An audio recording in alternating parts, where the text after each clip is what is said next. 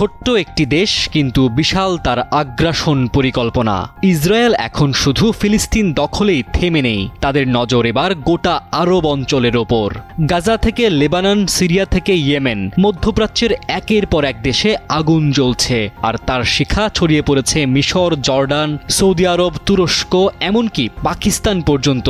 এই আগ্রাসনের মুখে আরব বিশ্ব কি এখনো চুপ করে বসে আছে, নাকি দীর্ঘদিনের নিষ্ক্রিয়তা কাটিয়ে এবার তারা একজোট হতে শুরু করেছে?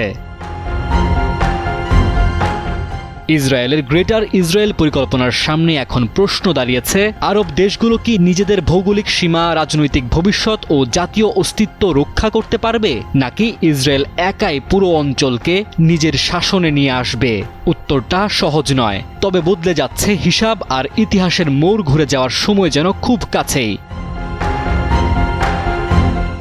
সংযুক্ত আরব আমিরাত আব্রাহাম চুক্তি বাতিলের কথা ভাবছে। মিশরের সিসি প্রথমবারের মতো ইসরায়েলকে শত্রু বলে ঘোষণা দিয়েছেন। এদিকে সৌদি আরব, তুরস্ক ও পাকিস্তানের সঙ্গে প্রতিরক্ষা চুক্তি করছে। এমনকি আরব রাষ্ট্রগুলো একসঙ্গে ইসরায়েলের আকাশসীমা বন্ধ করলে বিশাল অর্থনৈতিক ক্ষতির মুখে পড়বে তেল আবিব।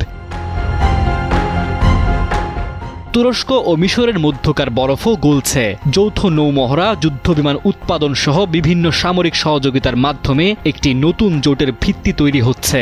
ইসরায়েলের এই সুপার স্পার্টা হওয়ার স্বপ্ন তার চারপাশের সব রাষ্ট্রের সার্বভৌমত্বে হুমকি হয়ে দাঁড়িয়েছে। কিন্তু একক সামরিক শক্তি দিয়ে পুরো অঞ্চলের চরম বাস্তবতা বদলে দেওয়া কি আদৌ সম্ভব? এবার তাহলে প্রশ্ন, আরব রাষ্ট্রগুলো কি এবার ইতিহাসের মোড় ঘোরাতে পারবে, নাকি ইসরায়েল তার সর্বোচ্চ আগ্রাসন চালিয়ে শেষ পর্যন্ত নিজেই নিজের পতনের বীজ বুনছে?